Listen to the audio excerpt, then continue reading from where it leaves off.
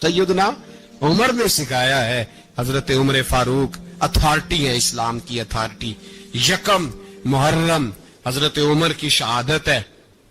یہودی بول اٹھا, کافر بول اٹھا, اگر 6 مہینے عمر دنیا میں اور رہتے تو دنیا میں کوئی کافر موجود نہ ہوتا. 6 مہینے. اور جب اس بطل جلیل کا جنازہ اٹھا, اللہ بخاری پڑھیے نا, اللہم ارزقنا شہادت فی سبیلک, اللہ بسترے کی موت نہ دینا, شہادت کی دینا. عمر شہید ہوئے, مسجد نبی میں نماز پڑھاتے, اور جب جنازہ اٹھا تو مدینے کا پھر پیچھے جو دلیر بچے وہ مولا علی تھے. مولا علی, جناب عمر کا جنازہ اٹھا تو سب سے پہلی ہائے جو نکلی وہ حضرت علی کی زبان سے نکلی, اور حضرت علی کی ساری داڑھی آنسوؤں سے بھر گئی. لوگوں نے کہا کہ علی کیا ہوا؟ فرمانے لگے تم دیکھ نہیں رہے جنازہ کس کا اٹھا ہے, پلٹ کے دیکھو تو صحیح, تم پتہ نہیں ہے کون گیا ہے. کہ حضور کیا ہوا؟ آپ فرمانے لگے عمر اس طرح کے کام کر کے گیا ہے, اب ان کے رستوں پہ کون چلے گا؟ کون اس کے جگر راہ وفا میں نقش ایسے چھوڑ آیا ہوں, میں جس منزل سے گزرا ہوں وہ اب تک یاد کرتی ہے. حضرت علی حضرت عمر کے جنازے پہ کھڑے ہو کے کہتے ہیں اللہ مجھے اس طرح کے عمل کرنے کی توفیق دے جس طرح کی عمر کر کے گیا. میرے بھائی, بطل عزیز, بطل حریت حضرت عمر رضی اللہ تعالیٰ عنہ, جو اپنی زندگی انقلاب والی گزار کے گئے. عمر جب دنیا سے گئے تو 80 دینار کا قرضہ تھا, 22 لاکھ مربع میل کا حکمران, اور اپنے بیٹے سے کہنے لگے بیٹے کوشش کرنا تیرے خاندان والے مل کے میرا قرضہ اتار دے, میری قبر پہ بوجھ نہ رہے, اور اگر خاندان والے مدد نہ کریں تو میرے دوستوں سے بات کرنا, وہ مدد نہ کریں تو پھر علی سے بات کرنا. ان کا پیار آپس میں اتنا, اور تو اختلاف ثابت کر رہا ہے. 80 دینار کا قرضہ چھوڑ کر حضرت عمر دنیا سے گئے, اور جاتی دفعہ کہہ گئے میرے بعد میرے بچوں کو حکومت کے مشورے میں بھی شامل نہ کرنا, حکومت کے مشورے میں بھی میری اولاد شامل نہ ہو. اتنا بڑا شخص اتنا بڑا رنگ دے کے یکم محرم کو جب عمر فاروق کا وصال ہوا تو بیٹے سے کہنے لگے اماں عائشہ سے جا کے کہو میرا بھی نبی پاک کے روزے میں دفن ہونے کو دل کرتا ہے. ایک قبر کی جگہ ہے اماں جی نے اپنے لیے رکھی ہے, بخاری ہے بخاری. حضرت عائشہ کے پاس صاحبزادے گئے, کہنے لگے اماں جی عمر کو زخم لگ گیا ہے, حالت بڑی پریشانی والی ہے. وہ کہتے ہیں اگر اماں اجازت دیں. سید عائشہ رو پڑی, فرمانے لگی کہ اپنی قبر کی جگہ تو نہیں نہ کسی کو دیتا, پر عمر نے کمال ہی بڑا کیا. اسے کہو جاؤ گنبد خضرا میں قیامت تک جو مصطفیٰ پہ اور ابو بکر پہ سلام پڑے گا وہ تجھ پہ بھی سلام پڑھ کے جائے گا, جاؤ میں نے جگہ دی. اعلیٰ حضرت فاضل بریلوی رحمت اللہ علیہ فرماتے ہیں وہ عمر جس کے آداب شیدہ شکر, اس خدا دوست حضرت پہ لاکھوں سلام, اس خدا دوست حضرت پہ. آپ یقین کریں ممبر پہ بیٹھا ہوں, حضرت عمر کا جب نام لیتا ہوں تو میرے وجود کے رونگٹے کھڑے ہو جاتے ہیں. حضرت عمر کی زندگی جب پڑھتا ہوں تو لگتا ہے خدایا ایسے شخص بھی دنیا میں آئے. جناب عمر کا نام صرف کام نہیں, حضرت عمر کا نام انقلاب برپا کر دیتا ہے. حضرت عمر کا نام کفر کے ایوانوں میں جبر, ظلم, شرک کی وادیوں میں جب حضرت عمر کا نام بھی لیا جائے تو بے ایمان کانپنا شروع ہو جاتے. حضرت عمر فاروق رضی اللہ تعالی عنہ. حضرت عمر معمولی شخص نہیں, معمولی آدمی نہیں. کچھ لوگ صدیوں کے بعد پیدا ہوتے ہیں اور کچھ لوگ ایسے ہوتے ہیں جو ایک ہی بار پیدا ہوتے ہیں, ان جیسا دوسرا پیدا ہوتا ہی نہیں, دوسرا ان طرح کا پیدا ہوتا ہی. حضرت عمر رضی اللہ تعالیٰ عنہ جیسی شخصیات پیدا ہی نہیں ہوتی دوبارہ. سارے صحابہ در رسالت مآب پہ خود آئے. یہ وہ عظیم شخص ہے جسے اللہ کے محبوب نے اللہ سے مانگ کے لیا, کہا اے اللہ یہ مجھے دے دے, اللہ سے مانگ کے لیا ہے. اس لیے صوفیاء کہتے ہیں کچھ مرید ہوتے ہیں کچھ مراد ہوتے ہیں. کچھ مرید ہوتے ہیں، کچھ مراد ہوتے ہیں. مرید وہ ہوتا ہے جو چل کے آتا ہے، آ کے مرید ہوتا ہے. مراد وہ ہوتا ہے جسے کہا جاتا ہے کہ یہ کبھی میرا بن جائے نا، یہ کبھی آ جائے نا، میرا بن جائے، اس کو مراد کہتے ہیں. حضرت عمر مصطفیٰ کریم کی مراد ہیں، حضور کی مراد ہے. اللہم اعز الاسلام بے اسلام عمر ابن خطاب. اے اللہ اسلام کو عزت دے دے، میرے عمر کو کلمہ پڑھنے کی توفیق عطا فرما دے. اور کیسے دعا مانگی؟ اور یار حضرت عمر کی تو اس فضیلت کا کوئی جواب نہیں دے سکتا. میرے رسول پاک علیہ السلام سب کے لیے ہی دعا مانگتے ہیں نا، حضور کی دعا عام ہے، لیکن مصطفیٰ کریم نے کعبے کا غلاف تھام لیا اور غلاف کعبہ کو حضور نے سینے سے لپٹایا اور سینے سے چمٹا کے کہا اے اللہ میں نے تو کبھی سوال ہی زیادہ نہیں کیے، میں کرنے آیا ہوں، مجھے عمر دے دے، عمر دے دے. حضور نے مانگ کے لیا. اور پھر جب جس کو حضور مانگے اللہ سے کہ حضرت عمر رضی اللہ تعالیٰ عنہ کا آج یوم شہادت ہے، میرا تو دل کرتا تھا کہ فجر سے باتیں شروع ہوں اور سارا دن ہی عمر کی باتیں ہوتی رہیں، سارا دن جناب عمر کی باتیں، سارا دن. اس لیے کہ ذکر جناب عمر کا ہوگا پر راضی اللہ کے رسول ہوں گے صلی اللہ ہو، تو جاگ کے بیٹھے، خوش ہو کے بیٹھے. ہمارے ہاں منایا ہی نہیں جاتا. بابے اللہ کیتا ساؤن بھادروں اسو کتا تے منڈے جنوری فروری. تو اسلامی سال بھی گیا اور وہ تاریخیں بھی ساری گئیں. یکم محرم امت مسلمہ کے لیے بہت بڑا دن ہے، بہت بڑا دن. یہ شہادت ہے حضرت عمر فاروق کی رضی اللہ تعالی. یہاں چھوٹی چھوٹی باتوں پہ گورنمنٹ چھٹی کرتی پھرتی ہے، چھوٹی چھوٹی باتوں. الیکشن ہو گیا تو چھٹی، فلاں جگہ پہ تھوڑا سا کسی نے خبر دے دی کہ کوئی پریشانی ہے تو چھٹی، فلاں جگہ یہ ہو گیا تو چھٹی. یہاں تک کہ فلاں وزیر صاحب فلاں علاقے میں آئیں گے تو سارے علاقے کو چھٹی. اور اب تو اس سے بڑا حال ہونے لگا ہے. اگر جن لوگوں کی سندھ میں حکومت ہے ان کے لیڈر کا دن آیا تو اس دن چھٹی، اور جن کی پنجاب میں حکومت ہے ان کا دن آیا تو چھٹی. ہمارا مطالبہ ہے حکومت پاکستان سے، اگر سر اٹھا کے جینا چاہتے ہو تو یکم محرم کو چھٹی کیا کرو. اگر سر اٹھا کے جینا چاہتے ہو تو یکم محرم کو چھٹی کرو جناب عمر کے دن. اور ملت کے جوانوں کو بتاؤ کہ اگر عزت کی زندگی جینا چاہتے ہو تو اس طرح جیو جس طرح فاروق اعظم جی کے گئے ہیں. عزت اور وقار کی زندگی. جمہوریت حضرت عمر سے سیکھنی پڑے گی، حکومت کرنے کے طریقے حضرت عمر سے. رعایا کو سیکھنا پڑے گا کہ امیر کس طرح بنایا جاتا ہے اور امیر کس طرح کے ہوتے ہیں. یہاں لوگ ہمیں یورپ کی مثالیں دیتے ہیں، لوگ یہاں ہمیں آ کر کے امریکہ کی مثالیں، انہیں کیا پتا حکومت کیا ہوتی ہے. وہ کہتے ہیں جی وہ سائیکل پہ جاتا ہے ان کا حکمران. میں نے کہا وہ سائیکل پہ جاتا ہے؟ میرے عمر فاروق مدینے سے مکے گئے تھے تو پیدل ہی حج کرنے چلے گئے، پیدل ہی. اور جناب عمر فاروق رضی اللہ تعالیٰ عنہ عید کی نماز پڑھانے گئے. عید کی نماز عمر خطبہ عید دینے گئے. اور اس زمانے میں کون سا غریب ہے جو ننگے پاؤں جاتا ہو؟ کون سا غریب ہے جو مسجد ننگے پاؤں جاتا ہو؟ لوگوں نے تو 3 قسم کی چپلیں رکھی ہوئی ہیں. ایک مسجد جانے کی علیحدہ ہے، گھر پہننے کی علیحدہ ہے، شادی بیاہ پہ جانے کی چپل علیحدہ ہے. حضرت عمر فاروق رضی اللہ تعالیٰ عنہ نکلے عید کا خطبہ دینے کے لیے تو بیوی سے کہنے لگے جوتا. اس نے کہا صاحب اتنی دفعہ ٹوٹا ہے اب گانٹھا نہیں جا سکتا، اتنی دفعہ ٹوٹا ہے کہ اب دوبارہ پیمند نہیں لگ سکتے. تو حضرت عمر کہنے لگے چل کوئی حرج نہیں ہے، بغیر جوتے کے ننگے پیر ہی چلتے ہیں، کوئی حرج نہیں. تو کہنے لگے لوگ کیا کہیں گے؟ فرمایا چپ کر. لوگ جس دن عمر نے یہ دیکھ لیا نا لوگ اس کے بارے میں کیا کہتے ہیں، اس دن عمر نہیں رہے گا. تو کہا پھر آپ کا نظریہ کیا ہے؟ فرمایا میرا نظریہ یہ ہے کہ رب رسول میرے بارے میں کیا کہتے ہیں. لوگوں کا کیا ہے؟ لوگ کل کسی کے بارے میں کچھ کہتے ہیں اور پرسوں کچھ کہتے ہیں. میرا نظریہ یہ ہے کہ رب رسول میرے بارے میں ننگے پیر عمر جا رہے ہیں. کون جی؟ میں بڑا ماڑا. اچھا جناب کیا غربت ہے؟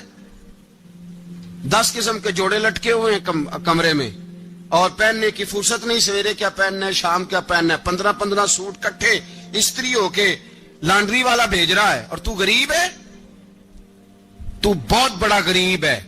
इसलिए कि गुर्बत पैसों की वजह से नहीं होती, गुर्बत तो दिल की होती है। तू वाकई बड़ा गरीब है और तू गरीब ही रहेगा। अमीर तो उमर फारूक थे, उमर फारूक थे जो नंगे पांव चले गए ईद की नमाज पढ़ाने, तो रस्ते में जो मिला कहने लगा उमर जूता तो पहन लो। फरमाया तुम्हें उमर का जूता ना पहनने का नक्श तो नजर आया है, कोई हर्ज नहीं। अगर उमर को कभी बताना हुआ तो वो वाला नुक्स बताना जो उमर की सीरत में पैदा हो, किरदार में पैदा हो, वो वाला नुक्स बताना। ये छोड़ो जूते आते जाते रहते, नंगे पांव गए, पांव धोए, नमाज पढ़ाई, लौट आए। ओ भाई यहां तो हमारा बनाव श्रृंगार उतरना, जितनी तवज्जो कपड़ों की तरफ है, इतनी तवज्जो कभी हमारी इल्म की तरफ होती ना, जितना ज़ौक शौक हमारा बनाव श्रृंगार की जानिब है, इतना बनाव श्रृंगार कभी हमारा इखलाकियात की जानिब होता तो मामलात बड़ी हद तक संवरे हुए होते। हजरत सैयदना फारूक आजम रदी अल्लाह तआला अपनी जिंदगी को तरतीब दिया। एक दिन भी खिलाफत नहीं मांगी अल्लाह से। हजरत औफ बिन मालिक अशजई एक सहाबी हैं। हजरत औफ बिन मालिक रदी अल्लाह तआला अन्हु फरमाते हैं कि जनाब अबू बकर सिद्दीक का जमाना था तो मैंने ख्वाब देखा। मैंने ख्वाब में जनाब उमर को देखा और मैंने देखा कि कोई कहने वाला कह रहा है कि उमर वो है कि अल्लाह के रस्ते में कोई इसे जितना मर्जी बुरा भला कहे ये परवाह नहीं करता। किसके रस्ते में? बोले सारे। इसका मतलब है अल्लाह के रस्ते में लोग बुरा भला भी। कुरान मजीद ने कहा वला यखाफून लौमत लाइम, कुछ लोग ऐसे हैं जो बुरा भला कहने वालों की परवाह नहीं करते। आप यकीन करें अगर परवाह शुरू हो जाए ना तो दीन का काम खत्म हो जाए। ना कोई तकरीर करे, ना कोई तदरीस करे, ना कोई पीरी मुरीदी करे, खत्म हो जाए अगर बातों की परवाह हो। लेकिन वो परवाह, हजरत औफ बिन मालिक अशजी कहते हैं मैंने ख्वाब में देखा कि उमर वो है जो किसी की परवाह, और दूसरी बात मैंने ये देखी कि उमर खलीफा बनेगा, और तीसरी बात मैंने ख्वाब में ये देखी कि उमर शहीद भी किया जाएगा, उमर शहीद भी होगा। ये मैंने तीन बातें ख्वाब में देखी। फरमाते मैंने आके ख्वाब हजरत अबू बकर सिद्दीक को सुनाई, वो खलीफा थे। वो कहने लगे ठहर जा, मैं उमर को बुलाता हूं, उसके सामने दोबारा सुनाना। उसके सामने फरमाते मैंने बुलाया हजरत उमर फारूक को, आके बैठे, ख्वाब शुरू हुआ। का एक बात तो मैंने ये देखी कि आप मलामत करने वाले की परवाह नहीं करते, दूसरा आप खलीफा बनेंगे। जनाब उमर कहने लगे चुप कर, अबू बकर के सामने ही कह रहा है, चुप कर, खलीफा के सामने ही कह रहा है। तो अबू बकर सिद्दीक कहने लगे उमर इसे कहने दो, मुझे लगता है रब की रजा यही है कि मेरे बाद अगर मुस्तफा का मिंबर मिले तो उमर को मिले, इसे कहने दो। यार यहां तो लोग डींगे मारते हैं, यहां तो लोग दावे करते हैं, मेरे सामने फलाने को भी बिठाओ, फलाने को भी बिठाओ, उसको क्या पता, इसको क्या पता, ये तो बड़के मारने का दौर है। हजरत उमर रदी अल्लाह तआला अन्हु को तीसरी बात कही। हजरत औफ बिन मालिक ने कहा आप शहीद किए जाएंगे, मैंने ख्वाब देखी है। नेक लोगों के ख्वाब बड़ी हद तक सच्चे होते हैं। कहा मैंने ख्वाब देखी है। तो हजरत उमर कहने लगे शहीद तो दलेर लोग होते हैं, शहीद तो दलेर, जिसे सारा जमाना दलेर कह रहा है वो अपने बारे में क्या कह रहा है? कहते हैं शहीद तो दलेर, मैं तो काहिल सा आदमी हूं, सुस्त आदमी हूं, मैं तो इतना काम ही नहीं करता, तो ये ख्वाब तूने जो ठीक है देखा है ना, फिर से देखना।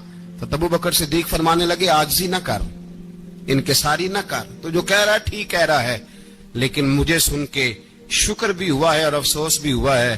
अफसोस इस बात का कि तेरे जैसा बतले अजीम चला जाएगा, और शुक्र इस बात का कि रब तुझे जिंदगी भी एजाज वाली देगा, और शहादत की मौत दे के अल्लाह तुझे मौत भी इज्जत वाली अता फरमाएगा। अल्लाह मौत भी तुझे इज्जत वाली देगा, तुझे काहिलों जैसी मौत अल्लाह। हजरत फारूक आजम रदी अल्लाह, ओ भाई यहां तो इस जमाने का सबसे बड़ा मसला प्रोटोकॉल है। लोगों को पता होता है कामिल पीर है, कामिल मुर्शिद है, लोग नहीं जाते। मैं किसी का मुरीद हो जाऊं, मेरा प्रोटोकॉल किधर गया? पता होता है ये कामिल उस्ताद है, मैं इसके पास बैठूंगा तो मेरी तरबियत करेगा, लेकिन लोग शागिर्द नहीं बनते। मैं किधर गई? ये प्रोटोकॉल की मुसीबत है ना, इसने बड़े बड़े लोग जीरो कर दिए, बड़े बड़े लोग। اور یہ مت سمجھے کہ آپ کا وزیر اعظم پروٹوکول لیتا ہے یا آپ کا صدر پروٹوکول، وزراء، ایسی کوئی بات نہیں. ہم چھوٹے طبقے سے لے کر بڑے سارے پروٹوکول کے قائل ہیں. ہمارا تو داماد بھی کہتا ہے کہ مجھے پوچھا نہیں میں تمہارے گھر کیوں آؤں. ہمارا تو بھائی ہر شخص اعلان کرتا ہے پروٹوکول کا، فلانے نے عزت نہیں دی تو واپس آ جاؤ، فلانے نے سلوٹ نہیں کیا تو واپس آ جاؤ. لوگ جہاں سلوٹ کرنا چاہیے وہاں بھی سلوٹ کرانے کے قائل ہیں. پر حضرت عمر رضی اللہ تعالی، حضرت عمر کی سادگی اور پھر جناب عمر کی عاجزی، جب انسان اپنے اوپر سوار کر لیتا ہے نا، سوار کر لیتا ہے، میں بدکار پرانا خادم، کسے در ملی نٹ ہوئی، تے واصف یار نے نظر جو کی تھی تے واصف ہی ہو. میں اکثر سوچتا ہوں حضور نے جہاں بھی کہا نا، فرمایا میرے بعد نبی ہوتے تو خطاب کے بیٹے عمر ہوتے. حضور نے فرمایا عمر جس رستے سے جاتا ہے شیطان وہ رستہ بدل جاتا ہے. نبی پاک صلی اللہ علیہ وسلم نے فرمایا میرا عمر وہ ہے کہ اس کی زبان پر حق جاری ہے. حضور علیہ الصلوۃ والسلام نے فرمایا 950 سال حضرت جبریل میرے عمر کی شان بیان کریں تو ان کی عظمت ختم نہیں ہوتی. 950 سال جبریل عظمت بیان کرے تو ختم نہیں ہوتی. یہ بات ہے حضرت عمر کی. اور فرمایا عمر ابو بکر کی نیکیوں میں سے ایک نیکی ہے. یہ شان ہے اب عمر فاروق رضی اللہ تعالیٰ عنہ کی. حضور نے فرمایا میرے بعد نبی ہوتے تو عمر ہوتے. جس گلی سے عمر آئے شیطان رستہ بدل جائے. میرے عمر فاروق کی شان 950 سال بیان ہو تو ختم نہ ہو. عمر کی زبان پر اللہ حق بیان کرتا ہے، جو عمر کہتا ہے وہی رب کر دیتا ہے. حضور ساری زندگی فضیلتیں بیان کرتے رہے، عمر جواب میں کیا کہتے ہیں؟ کوئی بتائے نا کہ یہ والی حدیثیں کبھی عمر نے بھی روایت کی ہوں کہ حضور نے میرے بارے میں یہ کہا ہے. یہ روایتیں وہ روایت نہیں کرتے. ان سے جب لوگ کہتے عمر تیری بڑی بات ہے تو عمر رو پڑتے، کہتے میں تو اونٹ چرانے والے باپ کا بیٹا ہوں، میں تو اونٹ چرانے والے باپ کا بیٹا. اونٹ چرا، اس سے آگے عمر گئے ہی نہیں ساری زندگی، اس سے آگے لفظ ہی نہیں ادا کی. اور میں تو بھائی اونٹ چرانے والا، میرا باپ تو اونٹ چرایا کرتا تھا، 10 اونٹ تھے، میری ڈیوٹی ہوتی تھی، سنبھالے نہیں جاتے تھے، ابا ڈنڈوں سے مارتا تھا. ساری زندگی عمر حج کرنے گئے، ایک خشک تنا کھجور کا عمر فاروق رضی اللہ تعالیٰ عنہ نے اس کو اپنے کلاوے میں لیا، رونے لگے. لوگوں نے کہا عمر کیا ہوا؟ فرمانے لگے یہاں میں اونٹ چرایا کرتا تھا، یہاں میں اونٹ چراتا تھا، 10 اونٹ سنبھالے نہیں جاتے تھے. دیکھو رسول اللہ کی شان، آج ساری امت چلانے کا طریقہ عطا فرما دیا ہے. ساری نظریے سے پیار. یار پیسہ کس کو برا لگتا ہے؟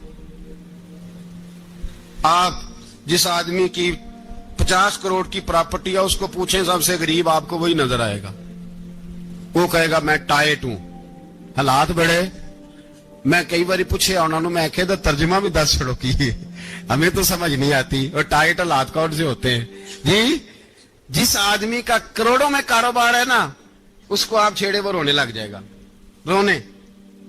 تو کئی میں نے ایسے دیکھے ہیں کرائے کا مکان ہے، ان سے پوچھے صاحب کیا حال ہے، تو کہتے ہیں جتنی اللہ نے شان والی زندگی ہمیں عطا کی ہے کسی کو نہیں دی ہوئی. اس کا مطلب ہے خوشی بھی یہی ہے اور غم بھی یہی ہے. اندر سے خوشی ہے، اندر سے ہی. تو نے اگر راضی رہنا ہے تو ادھر سے رہنا ہے، ناراض رہنا ہے تو بس اپنے آپ کو خوش رکھے گا تو ہو جائے گا. سارے صحابہ مل کے آئے، کہنے لگے عمر فاروق سے کہنا ہے نبی پاک کے زمانے میں تو ظاہراً غربت تھی، ابو بکر کے دور میں بھی غربت تھی، اب تو بڑا مال ہے. عمر سے سفارش کرو کہ عمر نیا کرتا پہنا کرے. ملکوں کے سفیر آتے، عمر وہی پھٹی پرانی چادر اوڑھ کے اور وہی کئی جگہ پہ پیوند لگے سوٹ پہن کے سفیروں کے سامنے بیٹھ جاتا ہے. عمر کو مشورہ دو، طے ہو گئی بات. سب نے جب مشورہ دے لیا تو سارے کہنے لگے یہ بتاؤ شیر کی مونچھ کو ہاتھ کون لگائے گا؟ کہنا کس نے ہے؟ بندہ بھی تو ڈھونڈو نا. نے کہا جناب میرا یہ خیال ہے کہ مولا علی شیر خدا کہیں گے، کیونکہ جس شخص کی عمر کو سب سے زیادہ حیا کرتے دیکھا وہ شیر خدا مولا علی ہے رضی اللہ تعالی. علی کہیں گے اس لیے کہ جناب علی تو کئی دفعہ جب گفتگو کرتے تھے تو حضرت عمر چپ کر جاتے تھے اور فرماتے تھے علی نہ ہوتا تو میں ہلاک ہو جاتا. تو کہا علی سے کہو. جناب علی شیر خدا کو بلایا، کس کام کے لیے جی؟ اللہ اکبر. یہ ذرا اپنے اس دور پہ اس بات کو ذرا لاکا جناب ان سے کہیں کہ زیادہ نہیں، ایک کرتا نیا پہن لے، سفیر آتے ہیں، وزیر آتے ہیں تو ایک کرتا نیا پہن لے. حضرت علی کو بلایا، آپ فرمانے لگے کوئی اور بات ہوتی تو میں کہہ دیتا، یہ والی میں نہیں کہہ سکتا. کوئی اور ہوتی تو میں عمر کو کئی دفعہ کہہ دیتا ہوں، جلال میں بھی تو سن، یہ والی میں نہیں کہہ سکتا. میں تمہیں ایک مشورہ دیتا ہوں. کہا وہ کیا؟ کہنے لگے سیدہ عائشہ صدیقہ سے کہو، وہ مومنوں کی ماں ہیں، عمر ٹالے گا نہیں. اماں جی سے جا کے کہا اماں جی نیا کرتا عمر سے کہیں پہن لیں، وزیر آتے ہیں، بڑے بڑے لوگ، تو چلو کوئی حرج نہیں. اماں جی نے کہا اچھا کوئی بات نہیں، میں بلا لیتی ہوں. جناب عائشہ نے پیغام بھیجا. جب خادم نے کہا نا مصطفیٰ کے گھر سے پیغام آیا ہے، تو 20 لوگ بیٹھے تھے. عمر کانپتے ہوئے اٹھے، کانپتے دوڑے. حضرت عائشہ پردے میں تھی تو فرماتی ہیں عمر اتحیات کی حالت میں بیٹھ گئے. کہا اماں جی دیر تو نہیں ہو گئی مجھے آنے میں؟ کہا نہیں، ٹائم پہ آ گئے ہو. کس لیے بلایا تھا؟ کہا عمر دیکھو غربت کے معاملات اور ہوتے ہیں، جب اللہ آسانی دے تو کوئی چیز استعمال کرنا حرام نہیں ہوتی، اگر حرام ہے تو بتاؤ. کہا نہیں اماں جی حلال ہی ہے. تو فرمایا پھر اتنے سفیر آتے ہیں، مشیر آتے ہیں، اب تو مال غنیمت بڑا آتا ہے، ڈھیر لگ جاتے ہیں مسجد میں، تو چل ایک نیا کرتا تم بھی پہن لیا کرو، اور آپ نیا کرتا پہنو گے تو دھاک بیٹھے گی غیروں پر. تو صحابہ کا مشورہ ہے کہ آپ نیا لباس پہنے. اماں جی کہتی ہے میں نے حکم دیا تو عمر چپ کر گئے، گردن جھک گئی. تھوڑی دیر کے بعد سیدنا عمر فاروق نے سر اٹھایا تو داڑھی پہ آنسو گر رہے تھے، رو پڑے. کہنے لگے پاک محبوب کی پاک بیوی جیسے حکم کرتی ہو میں حاضر ہوں، پر مجھے وہ والا لباس پہنانا جو میرے مصطفیٰ نے پسند فرمایا ہے. اگر یہ رنگ رسول پاک کا ہے تو میں حاضر ہوں، اور اگر نبی پاک کا نہیں تو پھر جیسے آپ حکم کریں. جناب عائشہ کہتے ہیں عمر روئے تو میں زیادہ روئی، میرا پلو بھیگ گیا آنسوؤں سے. میں نے کہا عمر آپ جائیے. عمر یوں نکلے تو جو صحابہ کھڑے تھے وہ کونے میں تھے، سارے آ گئے. کہا اماں جی کیا بناؤ؟ فرمایا بھائی تم سب جو باتیں کہتے ہو وہ اپنی جگہ ٹھیک ہیں، پر عمر جو بات کرتا ہے وہ سب سے زیادہ ٹھیک ہے. عمر جس پہلو پر بات کرتا ہے وہ یار ایسی عاجزی، ایسا رنگ، ایسا انداز، ایسا طرز حیات، ایسی زندگی. اولاد کے معاملے میں لوگ بزدل ہو جاتے ہیں، بزدل. پر حضرت عمر کا بیٹا مصر گیا، وہاں سے کمائی کر کے لایا، تجارت کرنے گیا، لاکھوں کا مال. کون سا باپ ہے دنیا میں جس کا بیٹا باہر سے پیسے لے کے آئے تو ابا تفصیل پوچھے کہ بیٹا کہاں سے کمائے، کہاں سے لایا، کتنے ملے، کیوں آئے؟ کون سا باپ تفصیل پوچھتا ہے؟ ابا تو کہتا ہے لا صحیح، اور تعریفیں کرتا ہے میرا بیٹا بڑی کمائی کرتا ہے. کبھی پوچھا ہے اس سے کہ ڈیوٹی صحیح دیتا ہے کہ نہیں؟ کبھی پوچھا ہے کہ تو ایمانداری کی روزی لاتا ہے کہ حرام کی کماتا ہے؟ یہ باپ کی ذمہ داری ہے، یہ اماں کی ذمہ داری ہے. پھر کہتا ہے بیماری کیسے آ گئی، پریشانی کیسے آ گئی؟ تو نے کبھی سوال کیا اپنی اولاد سے؟ حضرت عمر فاروق رضی اللہ تعالیٰ عنہ کا بیٹا مصر سے پیسے کما کے لایا تو جناب عمر نے بلایا، فرمایا بیٹے اتنی تو تیرے پاس راس ہی نہیں تھی، تھوڑے سے تو پیسے لے کے گیا تھا، اتنی کمائی کیسے ہو گئی؟ اتنے تو پیسے نہیں تھے صاحب، کہاں سے کمائی لائے؟ اس نے کہا ابا جی وہ جو میرے چچا ہے نا مصر کے گورنر، آپ کے دوست، انہوں نے میری مدد کی ہے. فرمایا جتنے لوگ گئے تھے سب کی ہے مدد اس نے؟ کہا نہیں صرف میری کی. فرمایا تیری کیوں کی؟ تیری کیوں کی؟ کہا حضور آپ کے دوست ہیں. فرمایا چپ کر،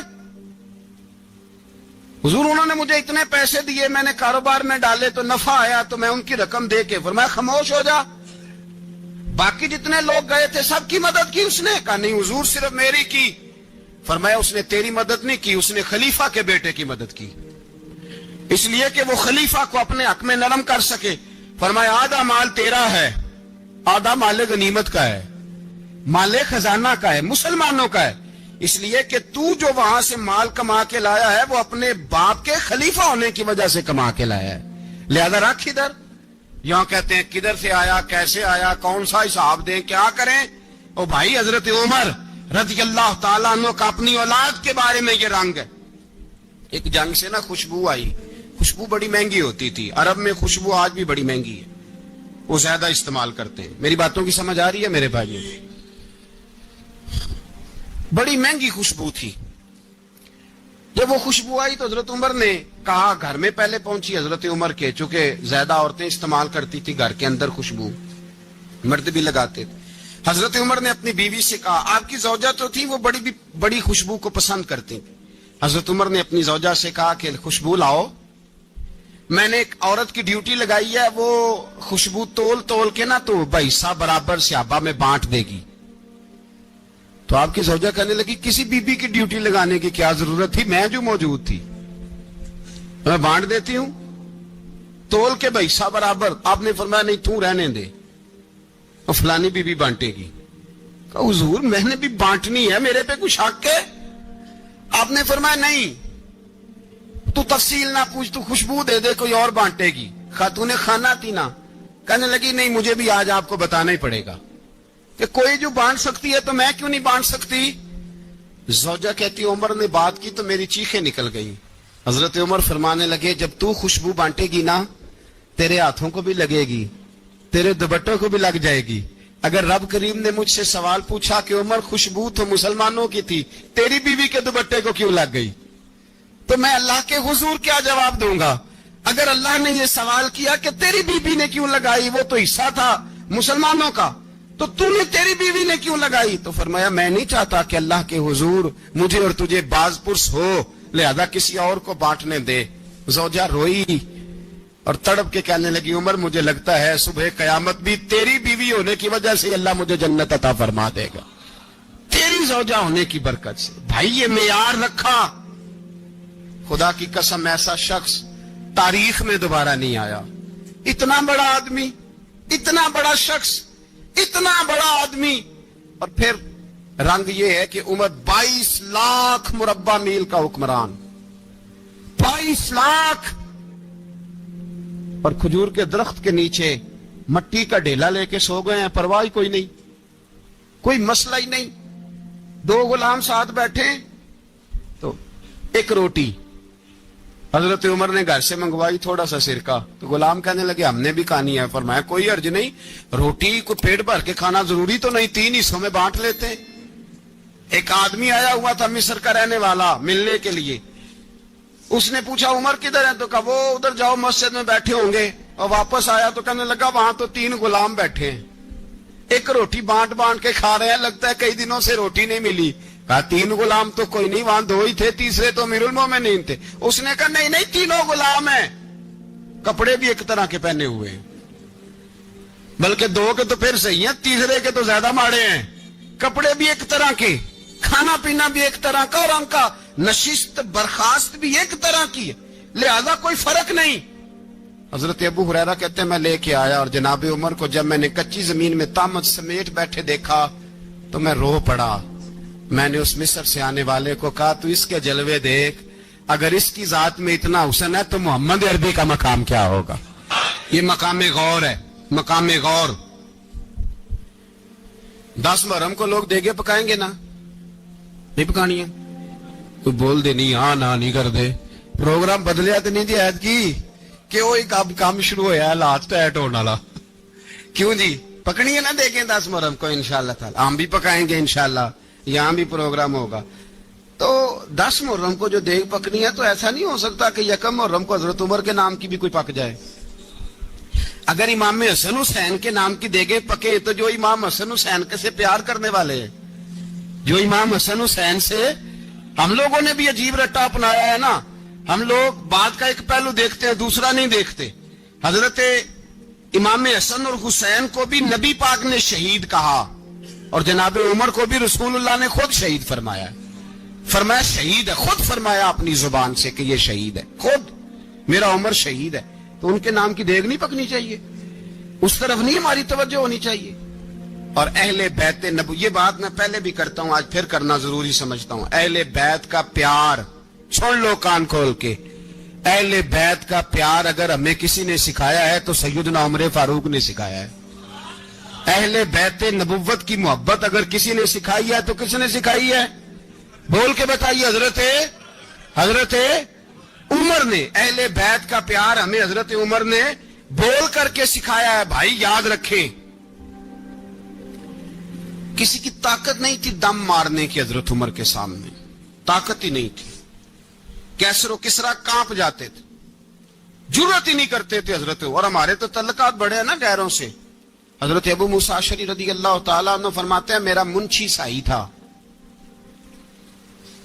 وہ کاتب کہتے تھے وہ لوگ، میرا حساب کتاب عیسائی تھا. تو فرماتے ہیں ایک دن میں نے وہ سارا حساب کتاب لین دین کے حضرت عمر کو دکھایا تو فرمانے لگے جس نے لکھے ہیں اس کو بلاؤ. کہنے لگے ضرور مسجد نہیں آ سکتا. کیوں نہیں آ سکتا؟ کہنے لگے وہ عیسائی ہے. کہتے ہیں حضرت عمر جلال میں آ گئے. آپ فرمانے لگے جنہیں رب دور کرتا ہے تم کیوں قریب کرتے ہو؟ جنہیں اللہ دور کرتا ہے. فرمایا تم غیروں کو اگر عہدے دو گے تو اپنوں کا کیا بنے گا؟ اگر تم غیروں کو عہدے دو گے تو اپنوں کا. یہ سوچ ہے جو آج برما کے مسلمانوں کے لیے بھی ضروری ہے. کہا اگر تم غیروں کو عہدے دو گے تو اپنوں کا. ہم نے غیروں کو عہدے دیے تو دیکھا نا اپنے کس طرح کاٹے جا رہے ہیں. غیروں کو جو عہدے دے دیے جرانے سارے غیروں سے. روز دعویٰ ہوتا ہے چین ہمارا سجن ہے، چین ہمارا دوست ہے. او بھائی دوست ہے تو اس سے کہو نا کہ برما تو تمہاری ایک چھوٹی سی ریاست ہے، چین کے بغیر تو وہ سانس بھی نہیں لے سکتا. اس کو کہو نا اس حکومت پہ دباؤ ڈالے. لیکن ہم لوگوں نے غیروں کو عہدے دیے تو اپنے پس گئے. حضرت عمر کہتے تھے ذمی کا ہم ادب کریں گے.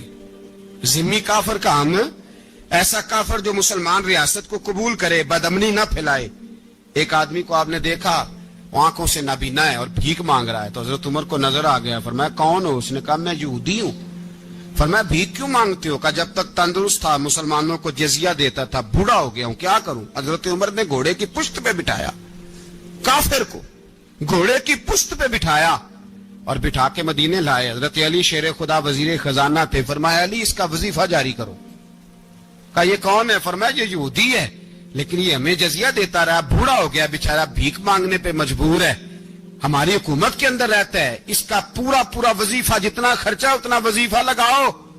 حضرت علی کہتے ہیں میں وظیفہ لگا رہا تھا اور وہ میرے نبی کا کلمہ پڑھ رہا تھا، وہ رسول اللہ کا کلمہ پڑھ رہا تھا. یہ مزاج، یہ نہیں کہ کافر. حضرت عمر نے گورنروں کو خط لکھے تھے کہ زبردستی کسی کو مسلمان نہیں کرنا، جہاں ان کی عبادت گاہیں بنی ہو گرانی نہیں، کوئی مندر کوئی گرجا ضائع نہیں کرنا. اسلام سب کو جینے کا موقع دیتا ہے، پر بے ایمانو ظالموں بدذاتوں تمہیں یہ کہتا ہے کہ ہم تمہیں جینے کا موقع دیتے، تم بھی مسلمانوں کو جینے کا موقع دو. یہ جہاں بستے ہیں جہاں رہتے ہیں انہیں وہاں جینے کا موقع دو، انہیں بھی اللہ اکبر کہنے کا موقع دو، انہیں بھی قرآن پڑھنے کا موقع دو، انہیں بھی رسول اللہ پر درود پڑھنے کا موقع دو.